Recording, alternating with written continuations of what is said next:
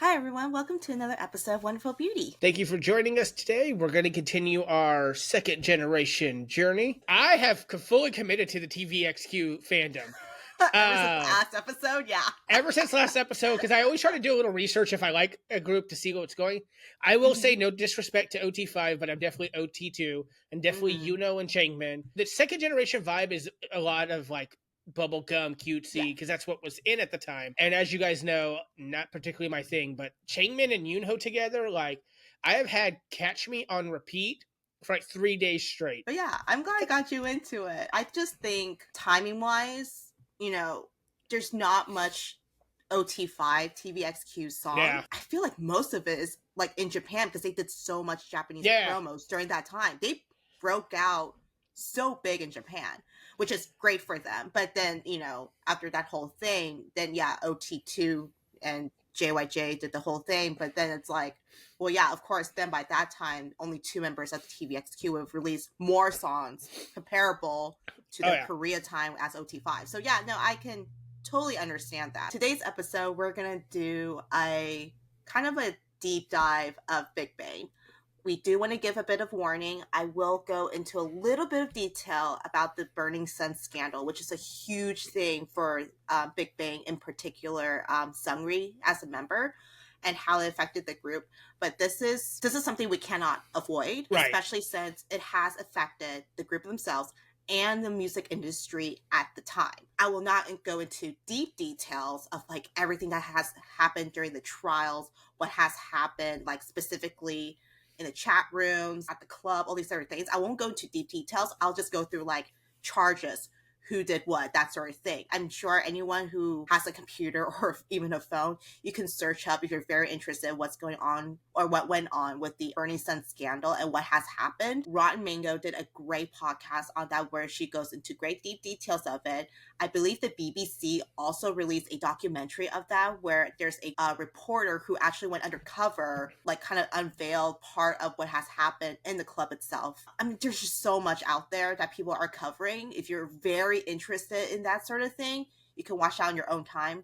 I will just go through charges and what has happened lightly, and that's it. Anyone who's been into K-pop for at least the last 5 years knows what that scandal was. I mean, it was so big it was on international news because I remember hearing about it on American news outlets. Asian countries in general are very conservative. They're very like, whatever we show you is what we are. It's called showing face is what we would say in Chinese culture, is that like whatever you put out is who you are. In the South, we have something similar. We don't want egg on our face. We in the South and in Asian cultures is, you don't really have a persona. What you have, what you put forward is who you are. But of course, everyone has something behind that mask. Right, exactly. So like the fact that this huge thing has happened, of course, people are going to be like, holy crap, has this been happening the whole time? It's like, yeah, no, it has been happening the whole time. It's just that people just keep putting it down because they don't want this to be like bad side of Korea, that sort of thing. But it's so big that it's like, it changed literally the industry. So let's get into BigBang, the subject of today. What do you know about BigBang, TJ? I just want to see what we're starting with. So I know who BigBang is. I know Fantastic Baby, Bang Bang Bang. I know GD, of course, because your dog's named after him. I know Taeyang. I know about their little subunit. I've heard a couple of their songs. And I know T.O.P., who is my bias, even though I know nothing about him, just because his voice is, he's like Jungkook and Felix before Jungkook and Felix. Yeah, definitely. He's the original, like, deep voice idol. I know they're under YG, and I know that they are inspiration for just about every single idol that you can think of. I think almost every single person I bias or bias rec has listed, if not BigBang as a whole, T.O.P. or GD as their inspiration and why they became an idol. That's pretty much everyone's basis, is that everyone knows BigBang as a whole with their biggest hits, which is obviously Fantastic Baby and Bang Bang Bang, especially after they recently, performed it at the 2024 Mama Awards, which we'll get into that later as well. So BigBang is well known for Fantastic Baby, Bang Bang Bang being absolute trendsetters in both fashion and music. They are one of the first groups to be self-producing idols and one of the major influences to the Hallyu wave internationally. They debuted under YG Entertainment on August 19, 2006 during the YG Family 10th anniversary concert. Their fandom name is called VIP, stemming from their song VIP on their second single album. While there are technically no official colors for the fandom, VIPs can use the infamous yellow crown light sticks designed by G-Dragon, which he wanted his fans to stand out like true VIPs, or black and white handkerchiefs instead of balloons. So this is where that, when I said at the TVXQ episode, they had the red balloons, the pearl red balloons. This is like where they kind of stopped it right there when G-Dragon's like, no, I want a light stick because I want them to feel fancy. And also he was like, oh, but we're, hip hop, let's have a handkerchief where they can like tie it around their neck or do like the 80s thing where they have it hanging off their belt, that sort of thing. Okay. That makes sense because I want to say in the hip hop episode that we did, the GD video, I want to say the entire thing basically took place on a black and white tiled floor, if I remember correctly. BigBang consisted of 5 members: G-Dragon, who is the leader and main rapper; T.O.P., who is the lead rapper and visual of the group; Taeyang, main vocalist and the main dancer; Daesun, lead vocalist; and then Sunri, the maknae, lead dancer and the vocalist of the group. After their debut album, which was met with reception, it just did okay. It seemed like every single or album that they put out was met with huge success. Lies topped the Korean music charts for 6 consecutive weeks and won Song of the Year in 2007, which is crazy because they just debuted around that time. Yeah. A year later, but still very crazy. Their Alive EP was on the US Billboard 200 in 2012, the first Korean album to chart. In 2015, they won Artist of the Year in Mama for their 3rd time. Previously, 2008 and 2012 was when they won Artist of the Year as well. Collectively, for the Gaon Digital Chart, 11 of their singles have hit number 1 and remain on the Melon charts a total of 51 consecutive weeks. Holy crap, that's almost an entire year. Almost a year. That's 1 week shy. Over on the Japan side, all 4 of their studio albums were certified gold under the Recording Industry Association of Japan. Forbes Korea ranked them as the most powerful celebrities in South Korea from 2009 to 2016, the first Korean artist to be in Forbes Celebrity 100 and 30 under 30 list of most influential musicians in the world. Breathe. That was a long sentence. It was a really long sentence with so many accomplishments. Also to note, if these are not impressive enough, their May tour in 2015 had 1.5 million people attending and set the new record of most attended concert in Korea history at the time. Can we talk about the fact that 2 of the, if not the 2, biggest groups that were responsible for the Hallyu wave both debuted with people going, and literally they went from to literally bringing K-pop over here to the West. Little bit of backstory. Everyone, if you guys haven't seen how we got into the K-pop episode, our very first episode type thing, I said that I got into K-pop because of Super Junior. I think I stayed in K-pop because of G-Dragon and BigBang. Coincidentally, at the same time, obviously haven't met my husband because I think I would have just graduated from high school and I think he would still be a freshman or a sophomore at the time or whatever. But anyways, they themselves over, in his own world, they are also listening to K-pop, but listening to Big Bang, and they were really into Taeyang's wedding dress because it was very big at the time. It was almost a global phenomenon in a sense, if you were into K-pop. And they said that because it's so iconic, it's only because would put in these R&B influences, because of course at the time back in 2006, 7, 8, R&B was getting really big too, because you had you had Usher, you had Nelly, and it's this song about heartbreak, and everyone's oh my god, I'm going through my emo stage, that sort of thing. The way that Taeyang was able to do that in Korea, but then kind of making it easy for international people to listen to it and kind of relate, be oh, this is kind of close to our American market. So it's it's so cool how they're able to almost make it relatable and easy to listen and able to draw more fans from outside Korea. Some of the members prior to training under YG Entertainment had some sort of exposure to the industry. G-Dragon first started at the age of 6, being part of Little Rura. Sadly, after their Christmas album, the group's contract was terminated by their record company. Even though after that, and vowing to his mom he'll never become a singer ever again, SM Entertainment scouted him, and he trained with them for a few years. He was influenced by the Wu-Tang Clan, which developed his interest in rapping. A member of the hip-hop group X-Teen attempted to make GG into Korea's Bow Wow. By 13, he became Korea's youngest rapper at the time. Funnily enough, G-Dragon and T.O.P. were actually neighborhood middle school friends, and they would often dance and rap together before G-Dragon's family moved away. T.O.P. is the great-nephew of Korea's pioneering abstract art artist Kim Won-ki,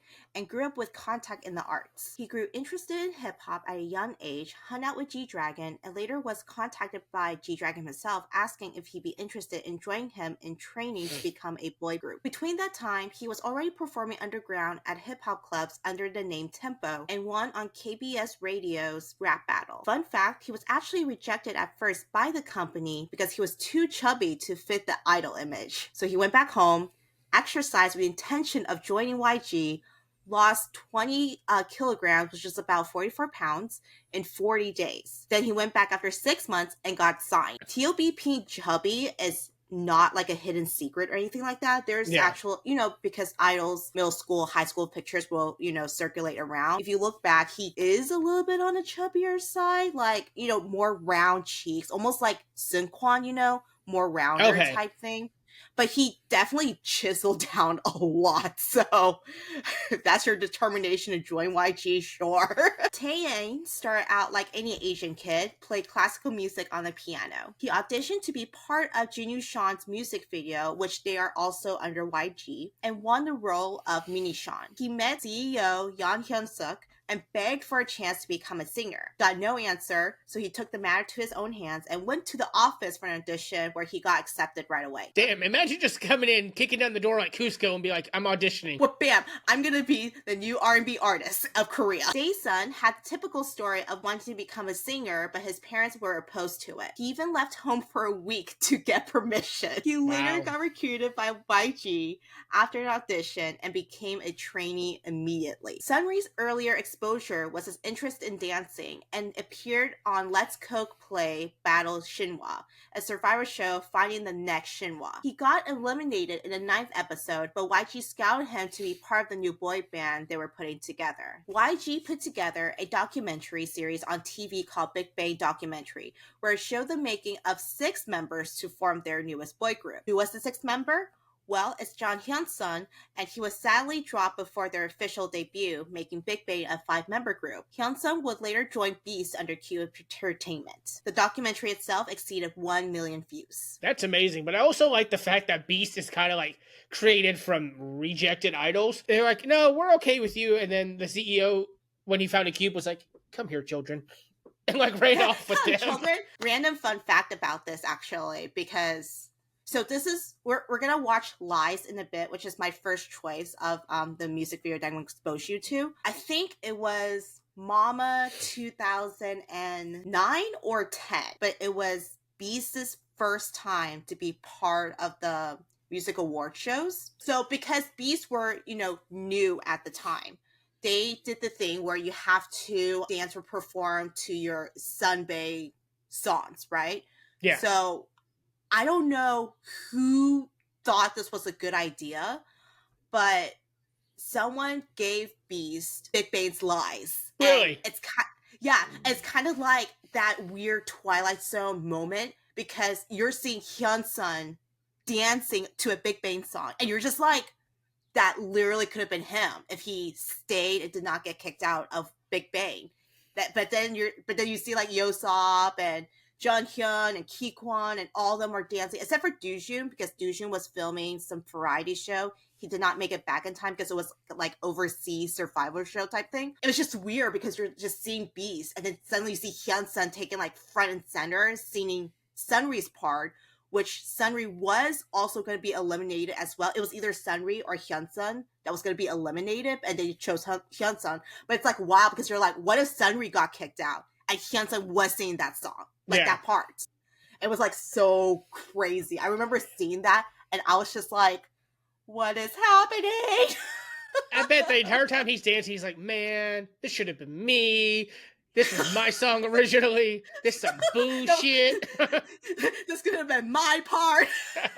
Their first single, BigBang, consisted of 3 songs, with their title track, We Belong Together, features Park Bom. They would continue to release a few more singles, totaling over 110,000 copies sold in their first year. Their first extended play, Always, marked several changes for the group. They all had more creative control over the music, and they moved away from their hip-hop roots. Their lead single, Lies, were met with great feedback, the album selling 120,000 copies, topping the music charts for 6 weeks, and became the first song to win Song of the Month award from Cyworld Digital Music Awards for 2 consecutive months, and had the highest monthly sales in Cyworld's history. It also won Song of the Year at the 2007 Mama Award. Which is funny considering the future history with Mama. I know, right? We will get to that as well. Lies was originally written as a song for G-Dragon himself in a solo album, but the company thought the song would suit it better as a group. Straying away from their hip-hop roots, Lies is more of an EDM track with hints of hip-hop elements and subtle piano, brassy percussion, and a clapping beat. The chorus showcases boy band harmonies and hip-hop chants, which is refreshing for the K-pop scene in 2007. At the time, the charts were dominated by medium-tempo ballad songs. Lies scratched the netizens' brain in the best way possible, making it very addictive with an easy melody and lyrics, but different with rapid-fire rapping while putting in so much emotion into the song. Okay, this will be interesting because this will be different than anything I know from BigBang. It's 2007, so quality is a little bit low. The good thing about BigBang back then, because we can't see every single music video they put out, the music videos they did way back then all have like a story to tell, and some of them are connected, I believe. I forgot which one it is, but I remember one's like a continuation of another music video. It's just wonderful storytelling while having all these like emotions type thing, and then being an R&B and hip-hop, so it has kind of like that quote-unquote gangster vibe, you know? So it's like, oh, we're thugs, that sort of thing, but we have emotions. So...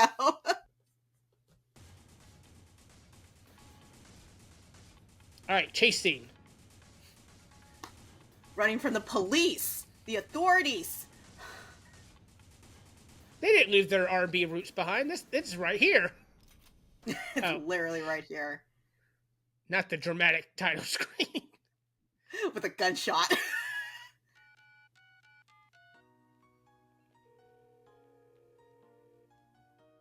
Not the pink razor.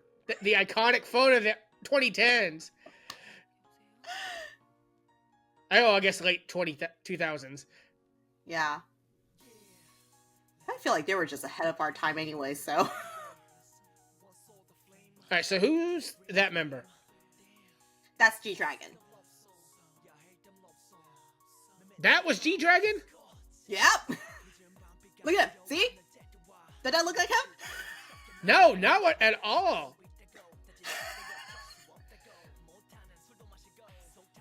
Like, I'm used to his like current like gardening Ajima style that he has. Mm-hmm. But like even like, scrawny though. They're very scrawny now. Yeah, they are. But like even then, like when we did our hip hop episode, like he's changed a lot. Wow. Mm-hmm. Dude, I wish I could roller skate like that and sing and just dance a little. At this day and age, I'm lucky to stay up.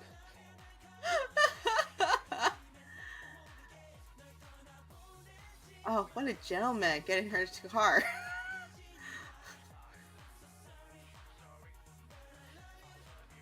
This is definitely not what I expect from BigBang. This sounds more like, who am I thinking of? Actually, this sounds like Beast, actually. A little bit like Beast.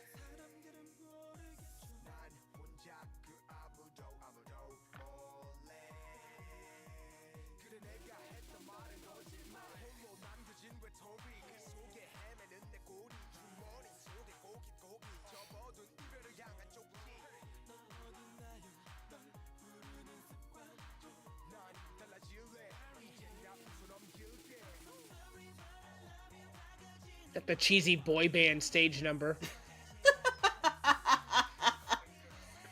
Wait till they move. They start moving a little bit. Look at that. Look at those dance moves. That's my favorite thing about doing these retrospectives, because you have an image of a group when you're unfamiliar with them, and then you go back and you're like, what the frick is this? Like, Highlight has always been cheesy. So, like, with my introduction to Highlight being Body, and then going... Now, granted, why are we suddenly on a murder scene? Anyways. Oh, yeah. You're like, what's our murder scene? Oh, this right here. Here, look at that. Oh, no. Oh, that's why it's a murder scene. That's why it's a murder scene. No. Your girl. Oh, my God. But anyways, Highlight, again, going from Body, and granted, Wipe Away Your Tears was cheesy. Yeah. But, like, as we watch more of their videos, like, no, that's what I kind of expect from Highlight. They're like the geeky uncles. Yeah. Same with, like, BAP. You go back and watch I Remember by Jungkook, but if you know BAP, that's what you expect from it. I would say Stop It was more of a wild card than that was. Yeah, definitely. But then going back and, again, I know TVXQ from Neurotic, going back and seeing Hug, and it's like, what the frick is this? Or even as a more dramatic example, seeing Heaven by Eric Nam. Like, just seeing that transition from, like, not transition, the, what's the opposite of transition? I can't think of the word. Backwards trend. Yeah. Like, seeing, like, oh, here's the big bad gangsters and all that. And it's like, no, here's the boy band doing the simple on stage. Like, right? Yeah. And I mean, we're all about duality and evolution here, but it's just, when you go backwards, it's just funny to see where they started. Oh, yeah, definitely. Because you don't see that a lot anymore. Like, think about Blackpink. Blackpink hasn't changed their sound much since Boombaya. Even with 17. Look, 17 started out all cutesy, and then we get Water and Thunder, and how like that has transitioned. So it's always interesting to see, because in this generation it was more cookie cutter. Like, everyone kind of followed the same general what was popular at the time. So yeah, so that was Lies. It was definitely more like hip hop. This is what was expected coming from YG Entertainment. That same year, they dropped their second EP, Hot Issue, all written by G-Dragon and being the producer of this album. Their lead single, Last Farewell, topped various charts and was on it for 8 consecutive weeks. On top of that, they held their Big Bang is Great concert, and tickets sold out in 10 minutes. That's impressive, especially considering the fact that the title was Big Bang is Great, and then they turned around and proved it. Impressive, too, because I don't know how fast tickets can sell out back then, but I think in this day and age, tickets will sell out within maybe like 30 minutes. But again, Korean as a whole, with their internet connections, it's always been so high and so high speed. I'm sure that's impressive for that number. So they were promoting to the point of exhaustion, and several members had to be hospitalized, which halted all promotion. Even then, the company still had to reprint and repackage the albums due to high demand. Imagine that, because like nowadays, it's so common for albums just to be printed once and then they're out of print. Yeah. And even with super popular groups like Astro, even a group like Card, if you miss Card when their albums come out, your chances of getting it again are gone. And they're a very popular group. So oh yeah, they are. Yeah, it's hard to find a Card album these days. I'm just like, I know. It's like, if you get it, you get it. If you don't, good luck. Well, it took me forever to get the Icky album because it was printed once and never printed again. Last Farewell is my husband's choice, and I did a poll on this. I told them either choose this song or this song, and everyone chose Last Farewell. So I'm sticking with Last Farewell. So Last Farewell is my husband's choice, and it's his absolute favorite song over Haru Haru, which, yes, it's a crime, but I want to have him have a small hand in this as well. As I mentioned, G-Dragon had a hand in producing, composing, and writing this song, along with Brave Brothers, the top producer at the time, and made countless hits for the K-pop industry. He has produced and made songs for 4 Minute, After School, You Kiss, Big Bang, of course. He made songs for Keyquan when he did that AJ solo thing back then. Okay. AOA, B2B, Brown Eyed Girls, Park Boom, Sistar, Tiara, Teen Top, and Zaya. And that's just the tip of the iceberg. I only named the groups you guys probably know. There's other groups and other soloists that he has produced and helped for as well. So Brave Brothers was a huge thing back then. As we keep going through these second gen retrospectives, you're going to hear that Brave Brothers producer tagline in some of the songs. That's how you know that's his song. People actually question if this was true, if G-Dragon had a hand in all of the process. But Yang Hyun-suk himself came out and clarified that, yeah, he did, but arrangements were done by Brave Brothers. Full self-producing idols were unheard of back then. Still staying away from their hip-hop roots, Last Farewell is definitely more poppy and a little bit more silly, at least for the music video it is. The song has much more club vibes, going harder on an EDM and showing a different side of what BigBang can offer to the industry. Billboard described the song as one of the most blatant pop songs in the group's repertoire, with a trance-tinged hip-hop sound. Imagine one of the biggest music platforms ever being like, this is your sellout song right here. And it's great. It's great. But it's a sellout song. Yes, exactly. Which I think this is the reason why, like, my husband loves emo R&B, getting your feels, dancing in the rain, you're going through a heartbreak songs. He loves that. But he thinks Last Farewell the best in terms of like being very catchy, being very poppy, right? So it's relatable at the same time internationally, but also the storyline for this music video is kind of like that underdog story type thing. Almost every boy wishes would happen to them, I guess, in a sense, back in like high school, college years. That makes sense because Kevin's kind of a nerd. He is a nerd. Every time he watches this, he's like, oh, I love this part. Look at him. He's gonna do this. He's gonna do that. Like, he literally knows his music video in the back of his hand. I obviously seen this as well, and he would be like, look at this part. I was like, I know. T.O.P's gonna do this. I know. Taeyon's gonna do this. Like, I already know. You don't even tell me. I mean, it's not like, you know, like, you're just like, what is this? This is like Pokemon Cafe music playing right now. Like Animal Crossing. Yeah, definitely. The girl of my dreams. Off school. It's already giving Stop It vibes from BAP. Oh, yeah. But of course, it's the progenitor of that. Yeah. Also, probably less silly because, like, I feel like the BAP boys were more fools in a sense. Like, as you keep watching the music video, you'll see that this is less fool, so they're like still more thug and gangster, but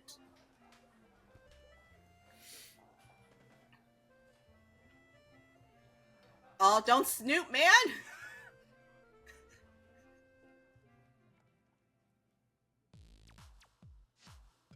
I love his Ravenclaw sweater. And there's G-Dragon just in class. Suited up. You have a beanie on while you're swiping. This was the style for R&B back in the day. Yeah. It was either the weird side angled cap or it was the beanie. It's a beanie, yeah. That T.O.P. in the background just, That's his contribution. He's like, I'm going to take a nap.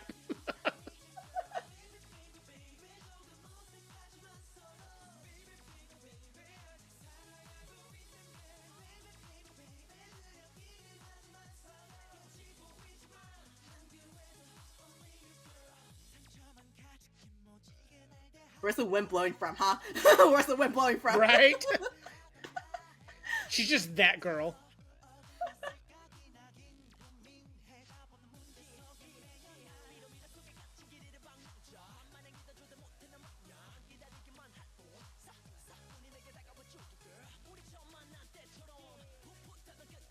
Now you're robbing him. No, literally. That's Kev's favorite part. No. Now I'm thinking of Huntrix. That no. No. Damn, he left your ass behind. I know. You just want him so bad. Look at him. Oh shit, he's there. Gosh, he's so thirsty. Hey. Oh, damn. T.O.P., where did you come from? Out of nowhere. I love how far he's leaned back in that seat, too. Just like... He's hip-hop. He's thug, man.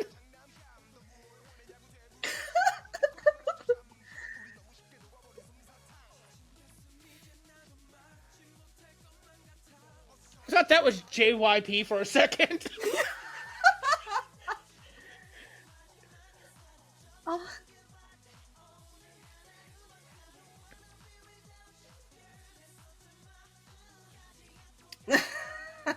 You know what? I don't like this heifer. He could have just thrown it away, but no, he was nice and he gave it back to you. I know, literally. After you basic instinct him in the middle of class. Oh, this also counts for a part right here. What is this dramatic breakdown? We're going to transform. Not the Princess Diaries moment.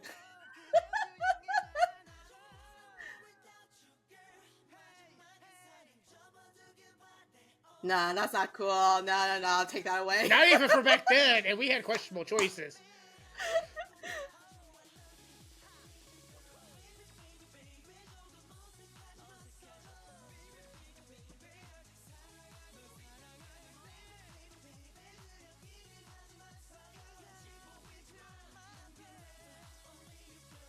Wasn't much of a transformation. They just took his glasses off.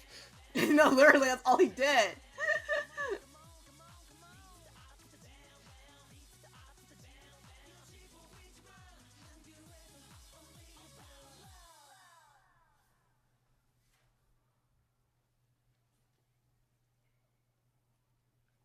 She did not just look him up and, ooh, I don't like her.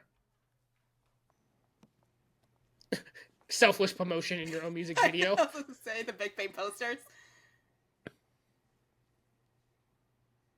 That's right, man. You reject her. Walk away. Yeah, do it. No.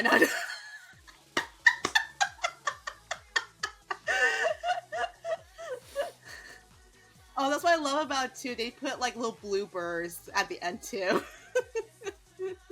That is so late 2000s. Okay.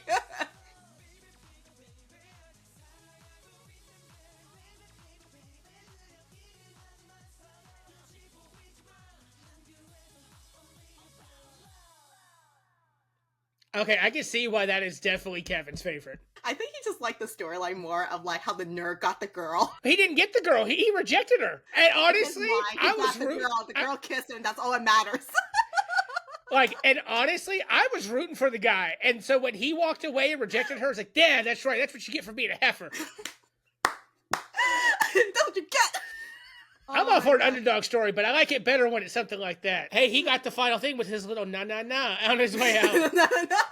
So BigBang went overseas to Japan, and their first Japanese EP landed number 10 on the Oricon charts with minimal promotion. Within that time, they released their third Korean EP, Stand Up, with Haru Haru as their title track. It held the number 1 position for 7 consecutive weeks, selling over 5 million digital downloads. While they were on a break in 2009, members began to pursue solo activities. G-Dragon would release his first solo album, Heartbreaker. Taein would come out with Wedding Dress. Sunri came out with Strong Baby while still doing the promos in Japan at the time. T.O.P focused a bit of acting, which he did land that role in Iris as the, not the main villain, but like the other side, one of the bad guys. And Daesun did a couple of solos while joining the cast of Family Outing, which is the biggest variety show at the time. As their first group activity back together, they collaborated with 21 for the infamous Lollipop song, promoting the LG Scion. They continued to promote in Japan, holding concerts and releasing singles for different promos like for beers, cell phones, and dramas. After a 2-year-long hiatus as a whole group, BigBang kicked off their EP Tonight promo at the 2011 Big Show concert. Pre-sale was at 10,000 copies in Cyworld, which beat out TVXQ's 6,500 copies back in 2008, and eventually hit 100,000 in a week. Reportedly, it was said that they earned 7 billion won, which if you convert it to American dollars, it's $6.6 million. That's impressive. That's nice. Their next EP, Alive, hit even higher numbers. They had a 3 title track promo with Blue being the lead, Bad Boy at number 2, and Fantastic Baby number 3. But funny enough, the MV to this became much more popular, more iconic, and received more than 310 million views on YouTube until it was surpassed in 2018, probably by BTS or Psy's Gangnam Style by that point. Okay. Internationally, they got 5 spots on the top 10 Billboard K-pop's Hot 100, charted at 150 on Billboard's 200, making them the first Korean artist with a Korean album to do so. They also got boosted to Billboard's Social 50 at number 24. They continue to gain recognition from Time Magazine and featured on the Grammy Awards homepage. We're gonna watch Fantastic Baby, which I'm pretty sure you would know what it is, but have you watched a music video before? Is this the one with T.O.P. with the long hair on one side? Oh, no, that's G-Dragon, but yes.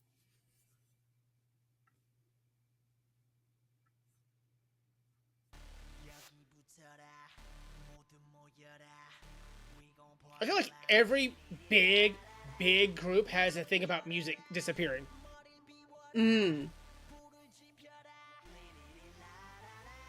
So this is very different than God of Music by 17. Oh, yeah.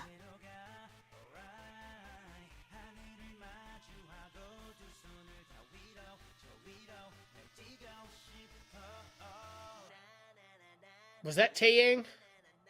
Yeah. Okay. I thought so, because I only know 3 members in the group. Mm-hmm.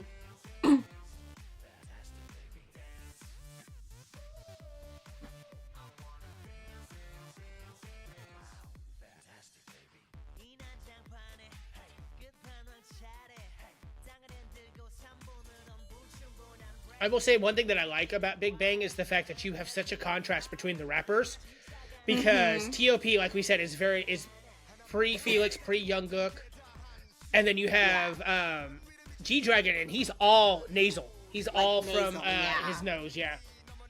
Yeah, definitely.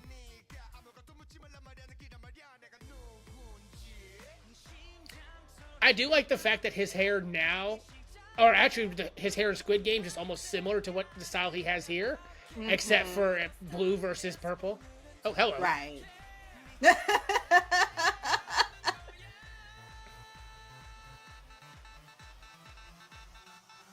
So, sorry, got distracted by T.O.P. But so the blonde, valid.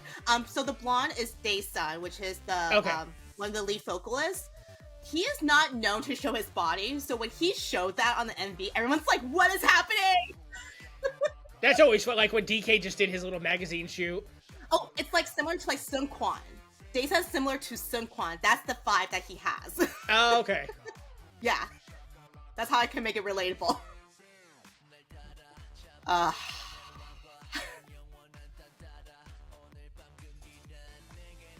So different from the first 2 we watched. I know, literally.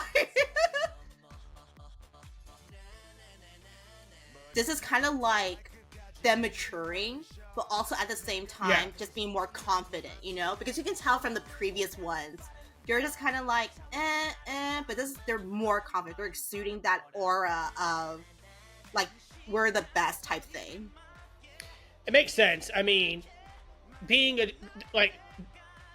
when when K-pop really started and took off, you want to follow the vibes and what people mostly want. So it'd be risky to go outside of that box. Yeah, definitely. Whereas once you have that fan base, it's easier to transition to something a little more risky because everybody, you might lose some people, but you've already got your fandom. Right, exactly. But I love the cheesiness is still here. I know, right? Just shows who they are personality-wise, too. I don't think we've had a video without T.O.P. wearing glasses so far. Yeah. I think he was wearing some glasses in some other music videos, but obviously I didn't show all of them, but... Yeah. Mm-hmm.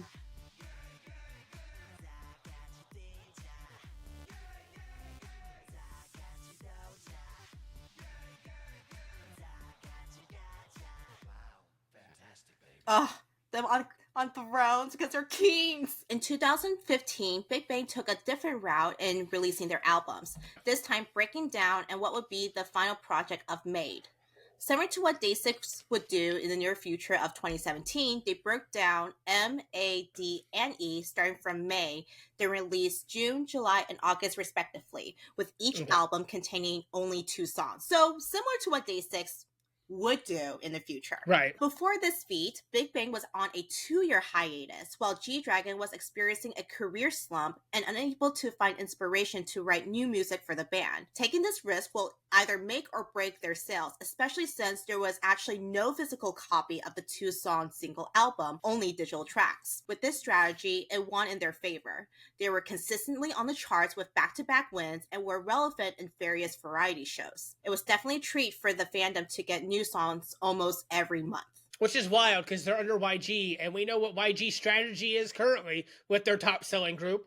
We're lucky if we get a song every 2 years. Even though G-Dragon had that kind of like that writer's block in a sense, him still being able to do that and use that as a marketing strategy is kind of smart in a sense. Gives him a little bit of time and be like, oh, do I really want to? Do I really want to? So yeah, to find his bearings again. Sober is off their D album with a more rock-driven sound, which is different from their usual hip-hop and EDM sound. Few said the song fits on the alternative radio, and it's something you would hear on the Warped Tour. The lyrics describe how one struggles to achieve their dreams, how to differentiate from reality and dreams and escapism. The music video itself is beautifully edited with almost like a filter to make that dream state. Billboard would describe it as going mad in a colorful world. Billboard seems to really like Big Bang.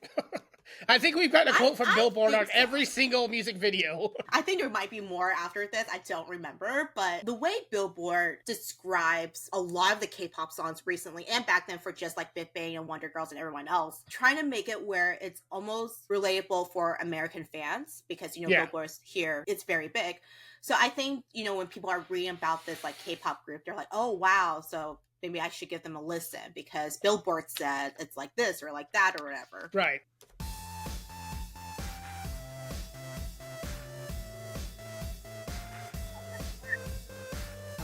Googly eyes thing. That was a thing back then, though. It was a thing back then. More kitsch type clothes.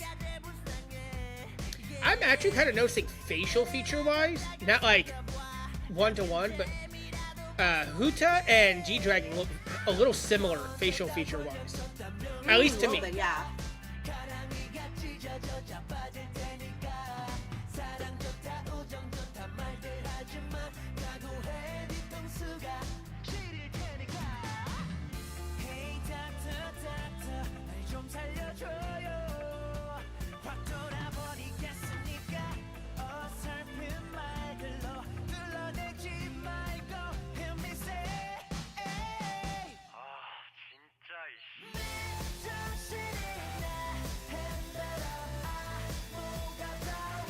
I like that this was part of their Made project because, again, it influenced the Day 6 project, and this is definitely gives Day 6 vibes to me. Mm-hmm. Much more rock, still a little bit of EDM, but not as heavy as it used to be if you were comparing it back to like Last Farewell. Yeah. Yeah, it's like it was said, it's very much more of an alternative rock style. Mm-hmm.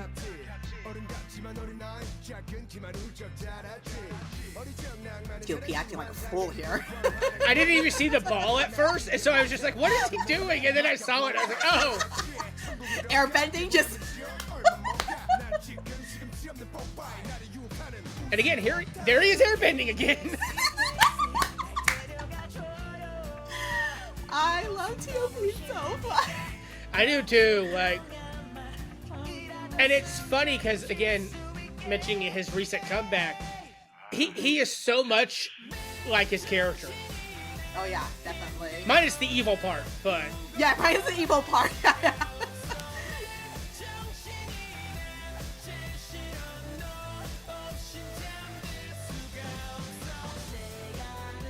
And what's really cool about the whole Made project, every song they release is different from each one. It's not like consecutively it sounds almost the same. It's all different. So even though G-Dragon was on that writer's block, he was able to push out different genre songs in a sense.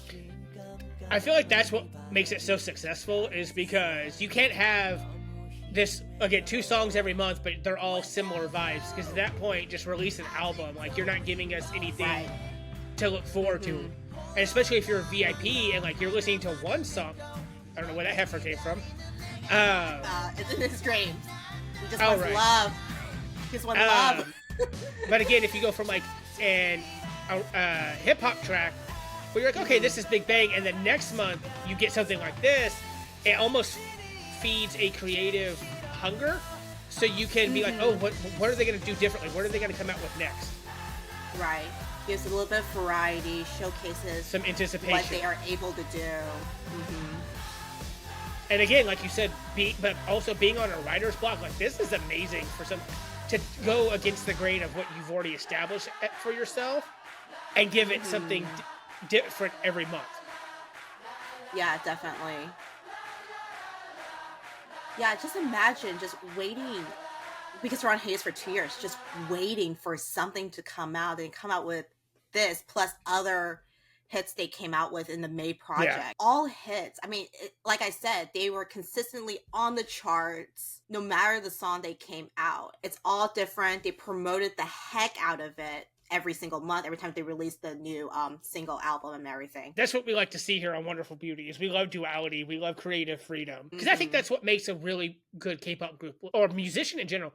You can be on the charts, you can sell things out. A lot of that is driven by fans. I've been very open about it. You know, I have a tumultuous relationship with BTS, and I will be the first person to say, to me personally, I think that they're mid.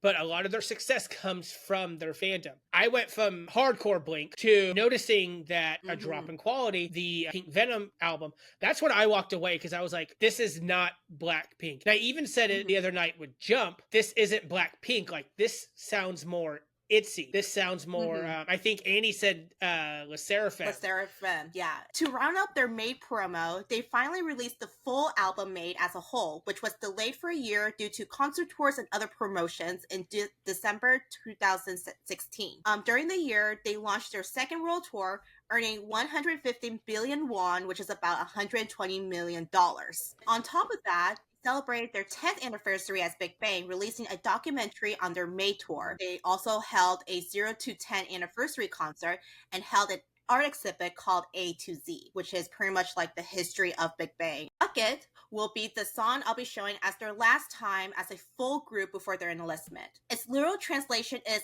I don't know, which is in tune to when creating songs. They didn't know what to do and were just sighing, and wanted to express the feeling of immaturity in it. The song is a quirky mid-tempo with an electronic hip-hop track that blends an eclectic mix of horns, synths, and tropical beats. What's cool with the lyrics and the... When you listen to it, you're going to be like, okay, like you don't know how you feel at first, but later on you start kind of vibing to it. That's how I felt. At first I was like, are you serious? Like the grand finale is this, but then once you get halfway through, you're like, you know what, I can definitely vibe to this. And again, very different from what Big Bang has put out thus far. What's cool with the lyrics and the play on words is that when saying "Il amore que da," it sounds similar to "I want to get down," which did confuse me at first listen, because I was like, are they just saying "I want to get down" over and over again? Did they not actually say it? But then when I looked at the lyrics, I was like, oh no, they're literally saying "Il amore que da," which is "I want to get down." I was like, you know what? That's why I mixed it up. They do say "I want to get down" later on, but I'm just like, they're saying it over and over again, but they're not saying like the actual title of the song. That's weird. KBS, of course, banned the song because of its language with the usage of the word "yangachi," which translates to thug. In response, YG said, "We will not be reviewing the song and will not change the lyrics to be more broadcast friendly." YG said, "Get F you." And I think what's funny is that they actually did not promote this song on any major broadcasting like the Mnet, KBS, and NBC. They only promoted this song on SBS Inkigayo. SBS Inkigayo said, more money? Come on in. Right. No, I don't wanna go too fast. Have I heard? Oh, this is similar to a BAP song. I was listening to the music. I'm like, where have I heard this from? Because what is the BAP song? There's a BAP song that starts out exactly like this. I can't think of it right now.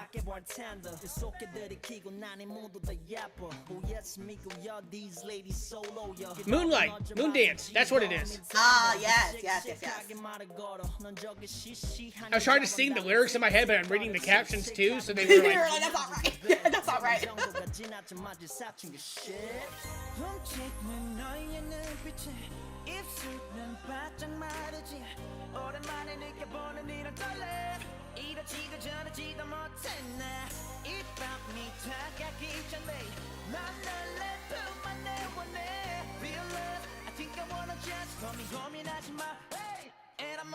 oh, our second video with blurred out dirty images.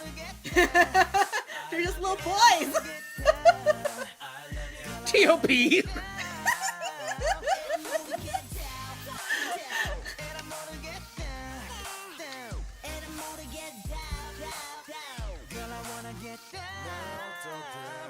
설렘을 찾고 싶어 말고 달처럼 난 여러 명의 포로 도망치네 이곳 바비용 나 지긋지긋 뒷머리가 나 양아치 이제 끝 바람둥이 한가닥 나란 남자 모르던 그럼 네가 좋았지 몰래 난 몰래 모든 걸 시층 잘 느끼는 벌레 나 일 먹어도 사랑은 단 일도 모르겠어 뒤쳐 일 못해 피눈물 없는 로맨 장단 없는 게임 너는 오락가락하고 멜로디가 다른 알토와 소프라노 어차피 우리는 끊어질 거야 딱 잘라 말할게 타락해버린 꿈의 엘도라도 훔치는 너의 눈빛에 입술은 Him stealing the piggy bank, that's almost like a reference to what will happen in the future.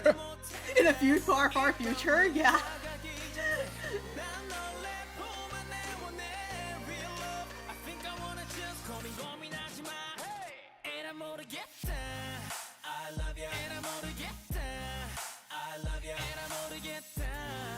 I love Daesun in this.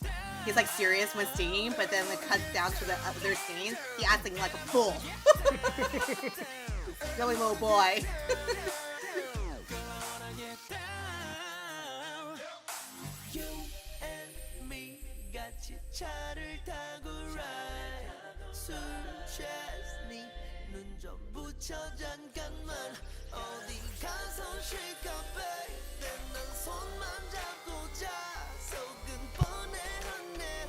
Not just harmonizing the background.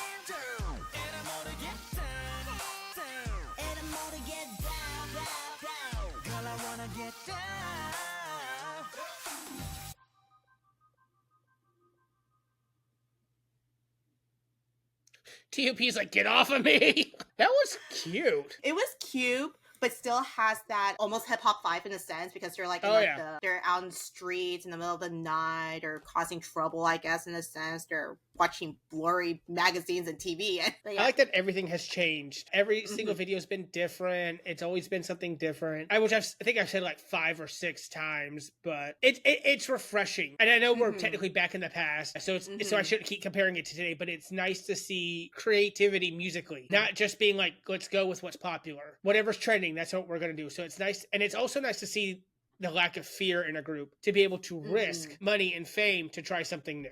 At that point, I'm sure BigBang has tons of money. They made so much revenue. Yeah, but I know what you mean. You understand the sentimentality. Yeah, definitely. Yeah, because it's like, any album they come out with will literally make or break the group to see if they like still gain popularity or not. So now we enter the era of enlistment for all the members as mandatory for all able Korean men. T.O.P was the first to enter the mandatory enlistment on February 2017, with G-Dragon to follow on February 2018.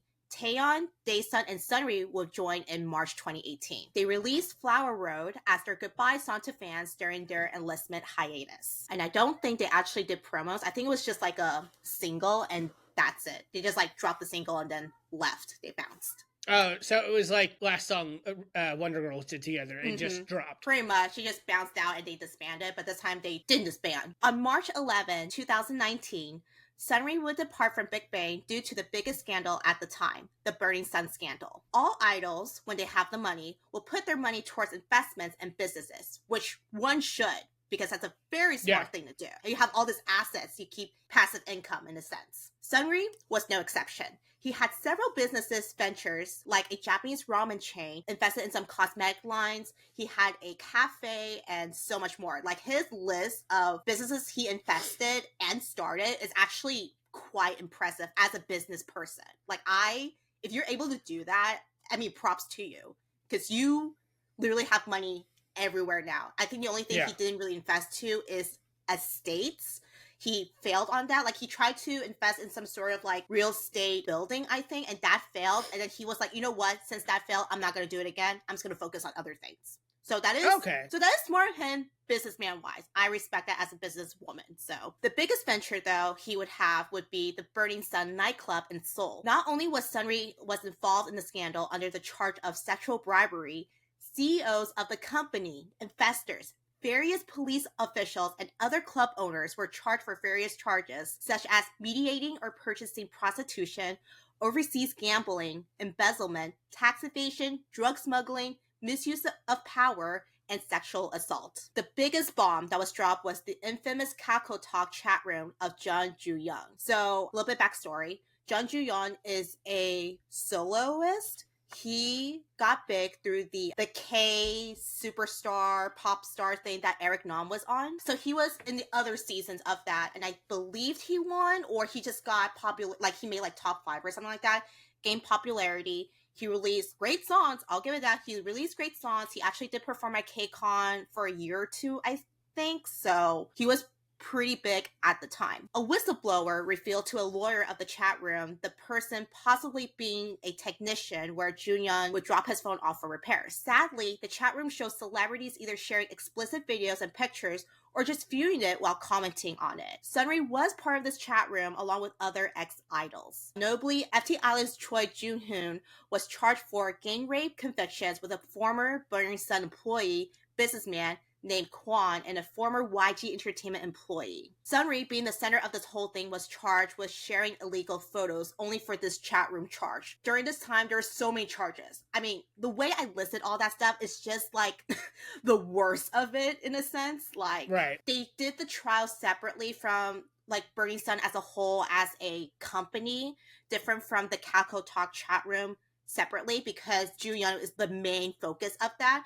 But because Sunri is and was part of the chat rooms, he was only charged for sharing illegal photos in that charge only. But, you know, Sunri obviously got bigger charges for the club itself. Other affected idols, because of this whole scandal, Roy Kim and Eddie Kim, they were sharing illicit photographs in chat rooms, and they were actually friends with Junyoung back in that survival reality music show that they were in, the Superstar K, I believe. But it was actually dropped, those charges, because it was due to not creating the illicit contact or participating. They only just shared one photo. I think the argument they have with that from the court documents that I saw is that they didn't take the photo that was in that chat room and like sharing like with their friends or anything like that. Right. Them like happened to be Googling something and they shared it into the chat room. So it's not directly them taking the victims' pictures type thing. It's just them Googling a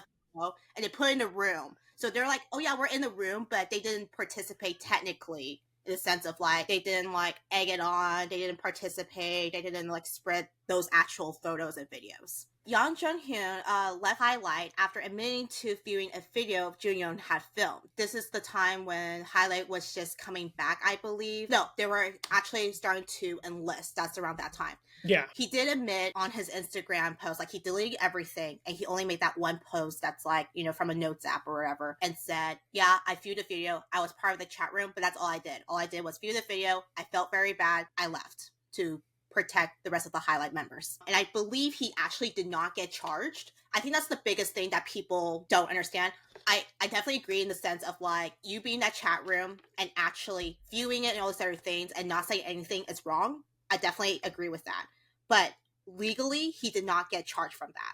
So people were like, hating how like he in the end decided to like get married with Hyuna for a minute and later becoming soloist and everything, and then like how Hyuna pretty much was like, you know, for Hyuna she left on and everything, she, you know, sacrificed his career for leaving Cube. But their date, I will admit, Jonghyun and Hyuna was my second gen it couple type thing. Like, it was like, oh, if only one day you'll get married, that sort of thing, and it actually happened. I think it sucks that Jonghyun does get hate. It sucks that he did not report it. But again, I can understand why he did not report it. Still doesn't make it okay. He legally did not get charged. People were like, oh, he's a bad man.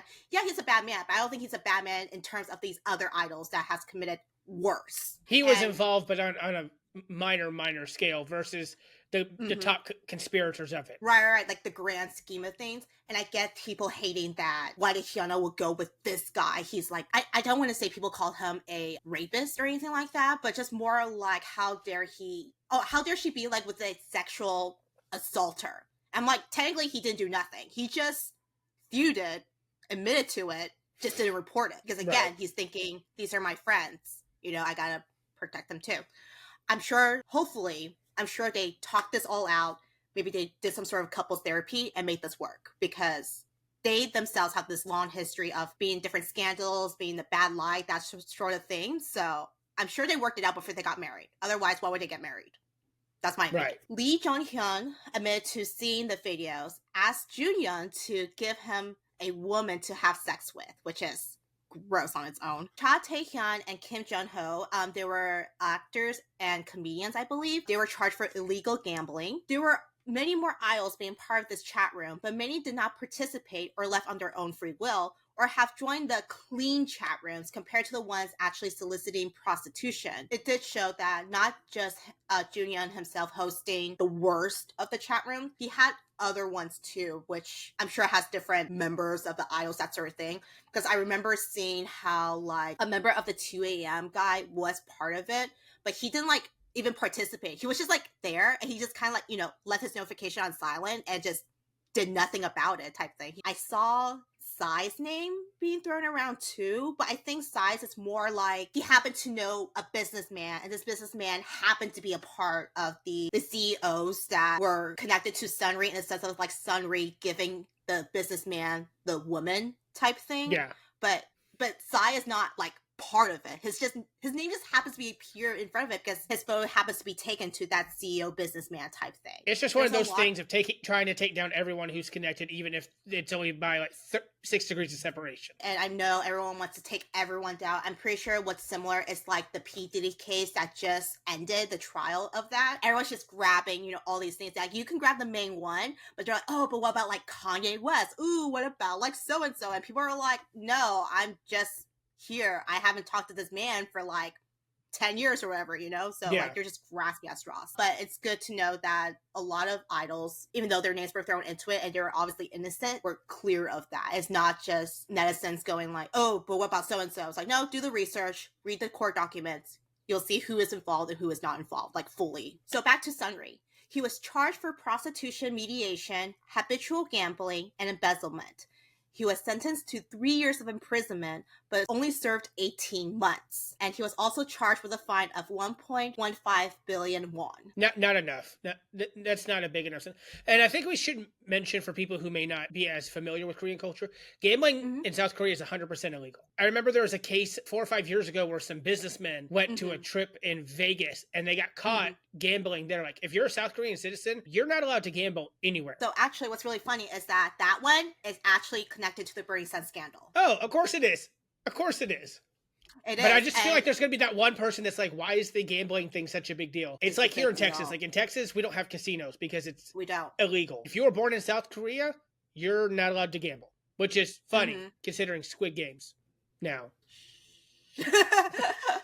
But yeah, no, so back to what you were saying about the businessman going to Vegas, that sort of thing. Sunri himself actually went to Vegas to do the gambling, that sort of thing, which is, again, illegal, right? But his defense attorney, I forgot what specifically was said, but they came up with this great defense of like, he was just there going for pleasure, even though he did gamble, he didn't bring him back, which I think he did bring him back. But either way, Sunri did go to Vegas with those businessmen to gamble and do all the bunch of shady things. So the way this affected the entertainment companies was massive. The market value of the big three companies at the time dropped. YG dropped 24.8%, SM 20%, JYP 5.5%, and 20% dropped for both Cube and FNC because, again, Cube had Jonghyun of B/Highlight, and then FNC because it had the FT Island and the CN Blue idols as well. However, as the investigation continued through the year, YG stock would drop nearly half since the beginning of the year. So once the trial started, it was like September or October. So starting from like literally March all the way to like October, 7 months, it dropped in half. In response to the scandal, YG discontinued all merch featuring Sunri, and major networks and cable companies would delete episodes of programs that feature Sunri and Jooyeon. As they should. So that's it for the Burning Sun scandal. Again, if y'all want to know more details about it, Rotten Mango, she's great in doing that as well for the coverage, because she and her team actually goes through like court documents and put together like this pretty 1.5 to 2 hour a podcast story type thing. It's a very easy listen. I mean, it's not easy listen, but it's more detail oriented, more storytelling type thing that I absolutely love. She does give great details of what happened in there. She's great. I love her. I love her. I love Stephanie Sue. Notice me, please. Not a notice me senpai moment. No, please. I love you so much. All right. So let's rewind back a bit in time to T.O.P's scandal. As mentioned, he started his military service on February 9, 2017 as a conscripted police officer. However, news broke out in June that he would be prosecuted without detention for use of marijuana. Marijuana is illegal in South Korea. Yeah. They are a very conservative country. Everyone needs to understand that. A few days later, after the news, he was found unconscious in police barracks due to anti-anxiety medicine overdose and was hospitalized. During the first trial, T.O.P. pleaded guilty, admitted to smoking marijuana in 4 instances in early October 2016. He will receive a 10-month jail sentence with a 2-year probation. This itself is very sad because, again, politically and just people in general have very views of marijuana. I think okay, but it's not okay when you know that the country itself is like they banned it, like it's illegal type thing. And we noticed kind of right after this whole T.O.P. admitted to smoking marijuana, later on in the years, we're going to notice a lot of idols also admitting to it, accusing idols of smoking marijuana and that sort of thing. Yeah, it sucks because this itself kind of stopped T.O.P. in being part of the entertainment industry. Because this happened before the whole Burning Sun scandal. So T.O.P. scandal came out first. So when BigBang was on that variety show, what is it? The Idol show with that 2 comedian hosts? What's that called? The Idol? Weekly Idol. Weekly Idol, yeah. So when they were on Weekly Idol, all of BigBang was there. They're acting silly. They're having super fun, that sort of thing. But obviously there are reruns, right? They will re-air it on like, you know, late night or whatever, that sort of thing, like a filler episode. They would actually blur out T.O.P. the whole time because of That's ridiculous. Because of this whole scandal type thing. I get it too. Like, I totally get why 2-year probation, he got convicted, all those other things. It sucks. Again, people have varying views of it, but I can see both sides of it. And it's just really sad how this, what I consider a small thing, big thing in Korea. I'm not like downsizing or anything, but like, it's just, it sucks that this affected his mental health vastly. It literally affected how he would view the entertainment industry, how he viewed if he wants to come back or not, that sort of thing. Like, we'll talk about it later on as we progress, but that's literally how it landed. Of like anything you see of BigBang variety shows, they would blur out T.O.P. But then later on, because of Sunri, they would just pull everything out anyway. So on February 7, 2022, YG announced that BigBang would make a comeback with a new song in April, and T.O.P's exclusive contract would end. But T.O.P. himself said he had withdrawn from the group in May 2023. Even so, he would still participate in group activities. With only 4 members left, they released Still Life after 4 years of hiatus. The song debuted at number 1 on Gaon's digital chart, making it BigBang's 11th number 1 song, which is a record of all time thus far.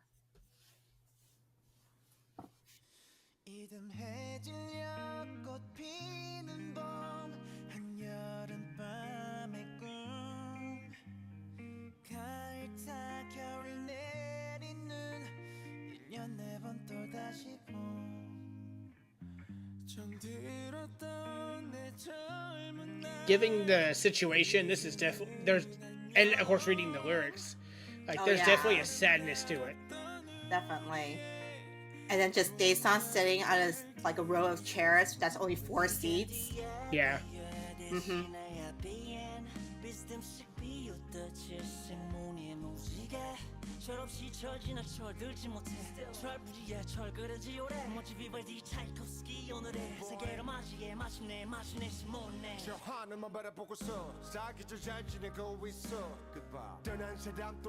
That's the mask that 17's hip-hop unit wears for Monster. That's where it went.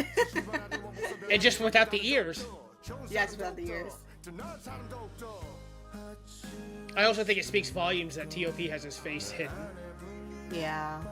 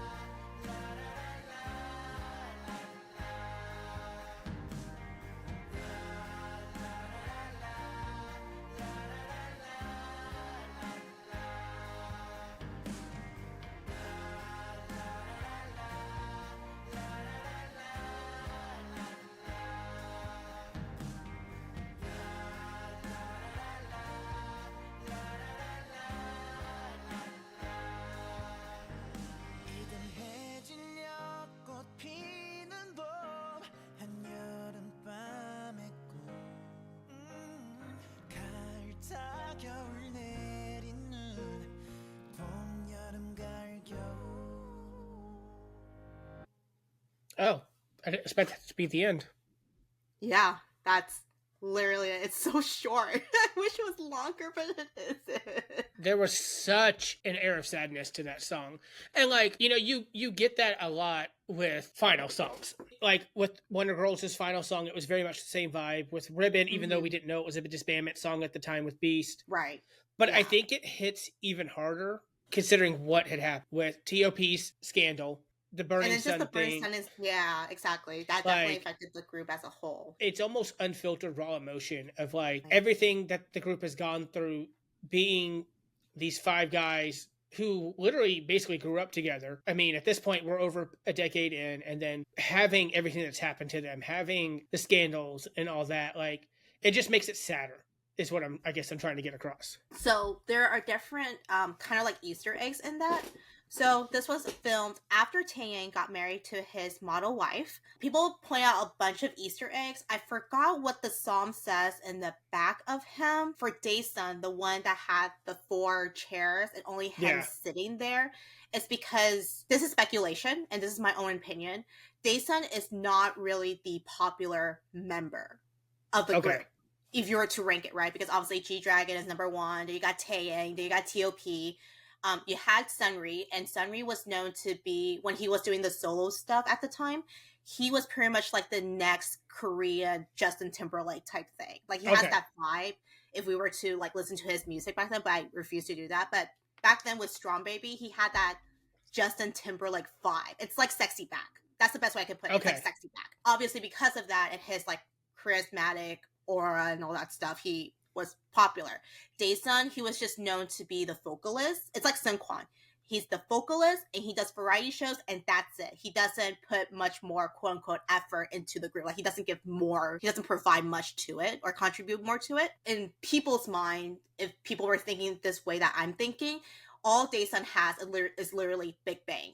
because if you were to look to what he does solo-wise in Japan, it's more like Bookseoksoon BSS vibes. It's like quirky, it's it's silly, that sort of thing, but he's never done anything that's more quote-unquote mature if you're compared to the other 4 members that they've done for their own color. So Daesun having only BigBang, that makes it more sad type thing. It's kind of like that message of like he's still waiting for all of them to come back because that's all he has. It's even sadder because with this hairstyle, because we didn't see his eyes the entire video.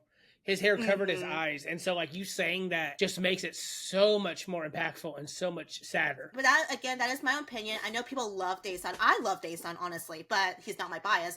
But I still love him the same. It's just that if you were to compare the success of other members, he's always, like, lower type thing. And it just, in my perception, he's not the most popular member at the time if you have all 5. G-Dragon, there's this part where he is talking about, like, I miss the days where the girls and boys would just laugh and cry, that sort of thing. And has like this little underlying message about the fans and stuff. You can see in that background, he had the VIP fans with their light sticks, yellow light sticks going up. I don't think it's an actual crown, but there's like actual like yellow orbs going up, that sort of thing, kind of saying like, I miss this.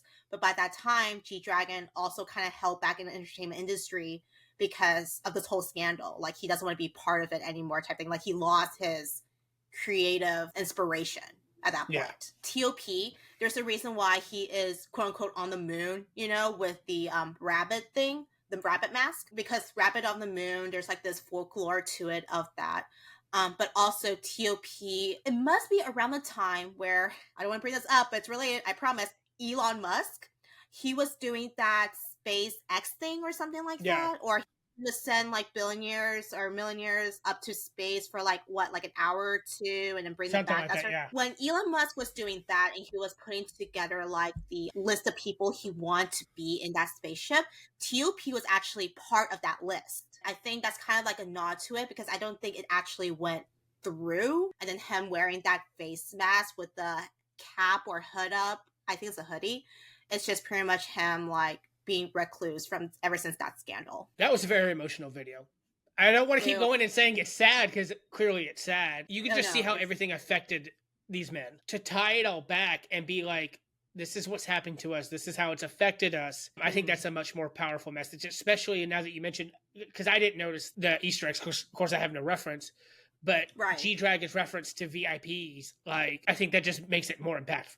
Because I'm sure the boys want to come back and do all these things, but now, you know, they've grown up. It's after enlistment. They've done solo albums. They've done their own thing, creating their own paths, living their lives. I mean, even Taeyang just got married, you know? So it's like, how's it even possible to kind of go back to that idol life they once have and have fun and not think about other schedules, like other obligations? So in January 2024, the group's artist profile was removed from YG, signifying that the group is no longer under the label. The biggest surprise that happened just recently is the Mama Awards of 2024. Monumental, as G-Dragon back then dissed them back in 2014, about 10 years ago. He made a diss track for them. He sang it, or not saying it, but he rapped it and they just let it air. He won the Music Visionary of the Year award, which is never heard of before until that year when G-Dragon decided to show up for the Mama Awards. So, again, G-Dragon has a right to diss them again during the acceptance speech. Have you heard about the acceptance speech for that one? I don't think so, no. So, pretty much, I'm going to do a little backstory. So 2014, this is when G-Dragon and Taeyang did the Good Boy promos type thing. Okay. Before Taeyang even come up, G-Dragon first comes out first. And he made this something along the lines of like, Mama inviting all these big names, but you're giving out these awards like it's candy in a sense of like, I remember that. Some of them didn't like earn it, but you're giving them out to appease the crowds, like crowd pleasing type thing. Now, fast forward to recently to 2024 when he accepted the Musical Visionary Awards, which was never given out before. I promise you, I looked that up. I did not see anyone else receiving this. G-Dragon being the first one because, ooh, visionary. He is the god. But anyway, so first line is literally saying along the lines of like, wow, Mama, you're still handing out awards like this, huh? They're He'll probably be sitting there like, why did we invite him back? Literally making random ass awards just because G-Dragon happens to be there. He was like, I've done shit and you still give me this? Like, that makes no sense. G-Dragon's a real one. Taeyeon and Daesan would join G-Dragon on stage during his Home Sweet Home and close it out with Bang Bang Bang and Fantastic Baby. During G-Dragon's Australia concert tour, he has mentioned BigBang would make a comeback in 2026. We won't know if T.O.P will join or not, and I'm sure several people will want this. However, in January 2025, after the Mama Awards, T.O.P did rule out a return to the group, saying he felt ashamed of facing the other members due to his past scandal. Congrats to T.O.P because he did land one of the biggest roles ever for Netflix's Squid Games Season 2. He did great, and there's a backstory to that, which I don't know if you know about, with the director of Squid Games. I know that he said that he wrote Thanos specifically with T.O.P in mind. And then I know about the promotions things that they wouldn't let him be part of the promotions until it aired to see how the country still felt about T.O.P. Yes, that is correct. So backstory with the director, he did write Thanos with the sense of like, this is an idol, right? Or a rapper who fell into this whole drug charge, that sort of thing. And it's pretty much like correlation to all T.O.P has gone through.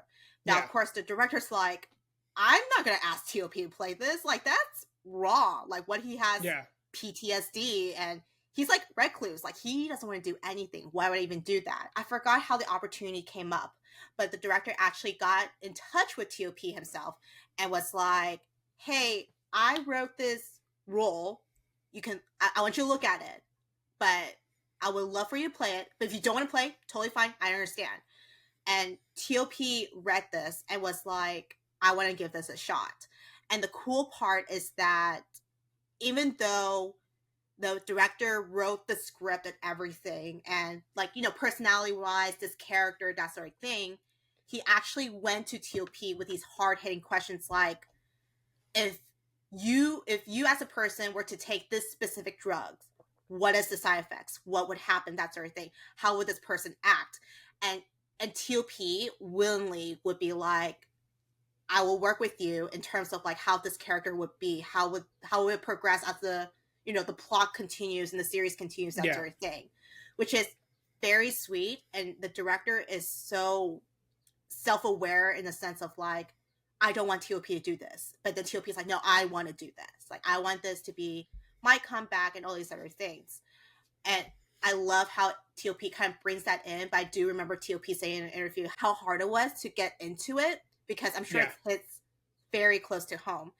But the director will always give him time to like recuperate and all these other things. So yeah, that's fantastic. I will say, and Anne has the receipts to prove this. Yes. We don't usually do preparation, especially if it's a deep dive, because that takes away the point learning about the group. But I have sat through 16 episodes of Squid Game in preparation for this episode. And I told Anne for a long time, like, I have no interest in this. In my eyes, it would be disrespectful to not see his return to the limelight, to the public, not even just the limelight. Like you said, he was a recluse. Dude, he did the whole, like, when Netflix did the promos for Squid Games 3, he went all out. He did the interviews. He did the photo shoot. He was on the red carpet and posing on the floor like T.O.P does all the time. So it's like... Which is great. Now that I've seen these videos, is like, I can see T.O.P's own personality and idiosyncrasies. Everything else, like him acting a fool, him jumping up and down when it doesn't call for it. Like, it's so nice, I guess is the word. I don't know exactly which adjective I'm looking for right now.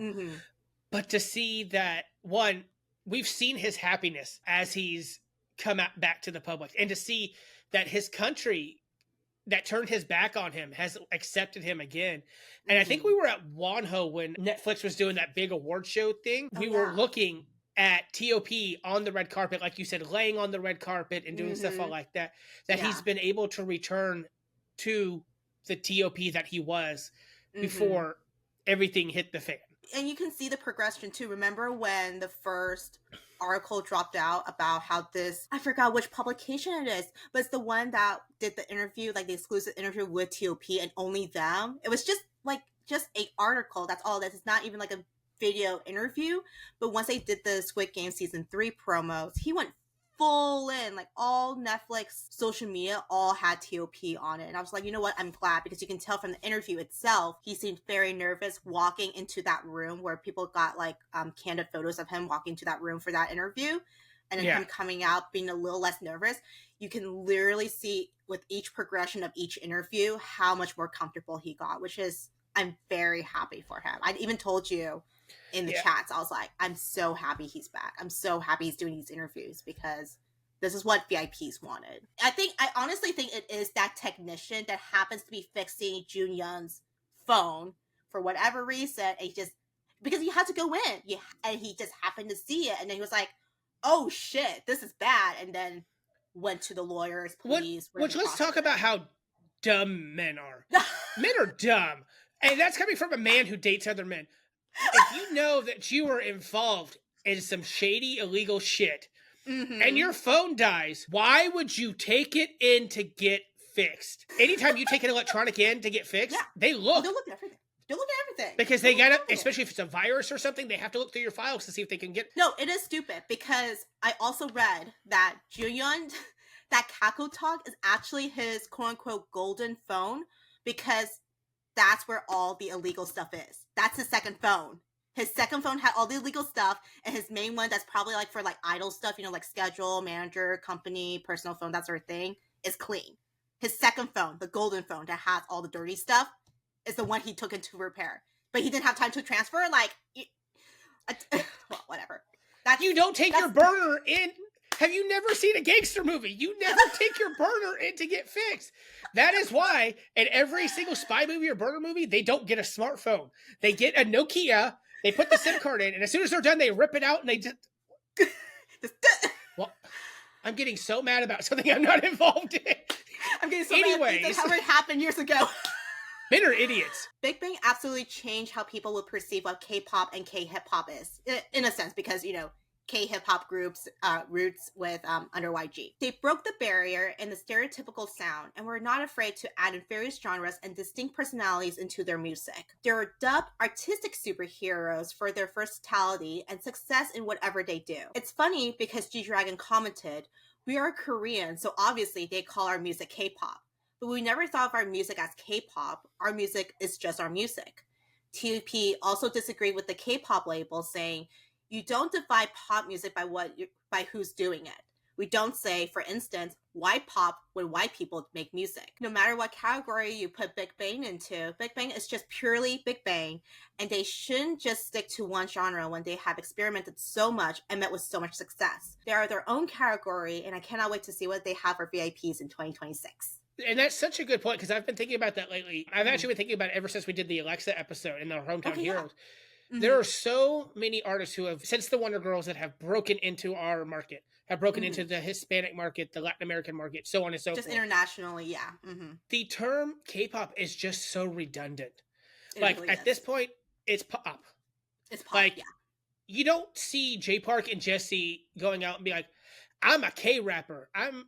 This is K-hip-hop. They're like, no, I'm a rapper. I'm a bad bitch. Jessie's literally, I'm that B. That's her song title. Like, that's her song, yeah. And I think it's just, and again, we use that term a lot because, of the focus of our channel. But T.O.P. and G-Dragon make a good point of like, at that point, it's just music. That term shouldn't really be used, I think, as much more. I think it's outdated. Right. Think back to when we went and saw Jingle Ball Tour. When they had, when JC was out there, he was the one introducing Wonho, which if you're not from Texas, you don't know who JC is. You don't know who Kelly Raspberry It's okay. is. They're idols for us. Okay. Here. Yeah. They're on the same level as like Kelly Clarkson. They are Texas. Oh. But like when JC was up there and he was the one who introduced Wonho to the stage. Yes. He didn't say K-pop sensation. He didn't say, any of those terms. He said, he made a long flight from Korea, and it was cool that he also said, are there any weenies out there? But like, yeah, I know. That's so cool. Maybe because, maybe in their heads, because like Kelly Raspberry's been doing the show for, I think 30 or more years. Gotta be. She's so ingrained into my childhood, and JC came in later, but he's still been with them for so long. Yeah. That to them, there's no difference between what Meghan Trainor's doing and what Wonho is doing. Like, it's pop music either way. And so I agree 100% with what they were saying, that like, but I agree 100% with what it is. And I think, again, with us, we were musicians for so long. The music is literally such a big part of our life. I see where he's coming from, and I agree, or where they're coming from, and I agree. G-Dragon and T.O.P saying that, because I think this is not even when K-pop was still big. Like, it's getting bigger. For them to say that is kind of like crazy, because you're like, well, what if K-pop never made it big? Well, they're just like, well, it's still music. Like, I don't. It's still get pop. Why? Like, yeah, it's still pop. Like, well, I don't get why it has to be that K-pop label. So I mean, again, G-Dragon, BigBang as a whole, they're literally ahead of their time, and they were willing to take the risk, and it met with so much success until the scandals, which. Screw you, Sungri. But anyways, big thanks to BigBang, because of them, Kid got into K-pop because of BigBang. Their bias is G-Dragon. Heck, we name our dog GD, even though people were like, for other people, we're like, oh yeah, it means good dog. But if we know that they're a K-pop fan, we're like, oh yeah, no, it's G-Dragon. You're like, oh my god, that's so cool. That's almost a little ironic, considering GD and Taeyang's unit song, Good Boy. Good boy. Sometimes he is a good boy, but sometimes he's not. I might be out there with you in 2026. It's going to depend, because if the Monsters hit, I have to go see them. That's my ultimate group. Thank you, BigBang. I love you. I mean, really, thank you to you, because again, a lot of our idols we would not have without them. T.O.P coming back to bring back how big he is. Mingyu literally made a reference to him in the Thunder music video. The music video? Like, oh my god, the moment he did that, I was like, yes! And I don't even, and again, today is July 12th, 2025. I did not start watching season 2 of Squid Game until 7-Eleven day. Yeah. And I got that reference the moment that Mingyu did it. All right. Well, that's our this was fun. Yeah, it's super fun. I enjoyed this a lot. It was so hard to choose the songs, but I freaking did it. It's great to go back to a group that you know of, and you know the impact that they make, and then see them again. With Epic High, it was the same thing. Yeah, definitely gonna give them a listen to. I don't think I'm gonna fall as hard as TVXQ, but that's also because I already know who BigBang is, so I've already got favorites. If y'all enjoy this episode, y'all have any suggestions of BigBang songs that maybe TJ should give it a listen, my recommendation is just anything from the Made album. I think that's their highest peak. Yeah. Anything from the Made album, I think you're really going to enjoy. You can try the other albums, but Made, I think, is just like right in the area where it showcases all the different genres and varieties that they use with their sounds, and then make it very, very catchy. Cool. I definitely will. Like I said, I always give it a try. We'll go from there. But thank you guys for joining us. Anne's got to run out to Louisville to go see Pretty Boys. We'll see you next week. Bye.